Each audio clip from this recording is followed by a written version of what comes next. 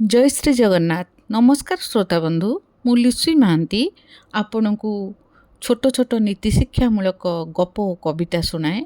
आज पुणी आउ थे आपण पाखरे एक सुंदर नीति शिक्षामूलक गप नहीं जोटा कि भगवान को पाखरे सेटा संभव हो पारिथिला।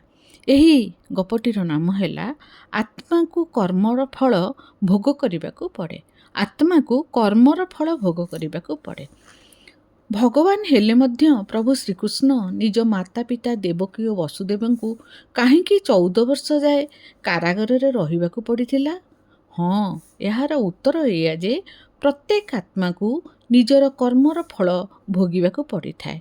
यह केते सत्य आसंतु जानिबा। कंस को वध कर सारा पर प्रभु श्रीकृष्ण कंसर बंदीशाला को जाइथिले माता देवकी और पिता वसुदेव को कारागार मुक्त करने। श्रीकृष्ण को एते वर्ष पर देखी माता देवकी आश्चर्य हो जाइथिले एवं कहिले, पुत्र जदि तुमे ईश्वर ताहले एते दिन जाए आमको कहीं कारागार रे बंदी करा जाइथिला? एते वर्ष जाए कष्ट सहिबाकू कहीं पड़िथिला? श्रीकृष्ण कहिले, माता ए संसार रे प्रत्येक कार्य समय आउ कर्म अनुसार हुए।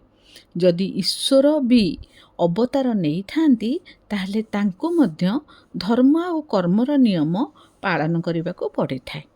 तापरे श्रीकृष्ण माता देवकी को कहिदिले, माता तुमको बोधे स्मरण नहीं, पूर्व जन्म रे तुमे माता कैकेयी हुई जन्म होइथिल आउ तुमर पति राजा दशरथ थिले। सेइथिपाई मते 14 वर्ष पाई वनवास पठाई दिया जाइथिला। देवकी आश्चर्य होइगले एवं कहिले, ताहले माता कौशल्या? श्रीकृष्ण कहिले, एई जन्म रे से यशोदा होई जन्म नैछंती। काहेकि ना पूर्व जन्म रे तांको मातृत्व को संपूर्ण वात्सल्य ममता न मिली पारिथिबारु एई जन्म रे से माता यशोदा होई संपूर्ण मातृत्व लाभ करिछंती।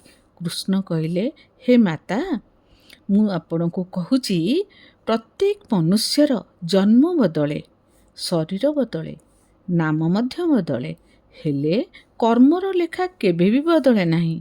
प्रत्येक आत्मा को तार कर्मर फल अवश्य भोग करने को पड़िबो।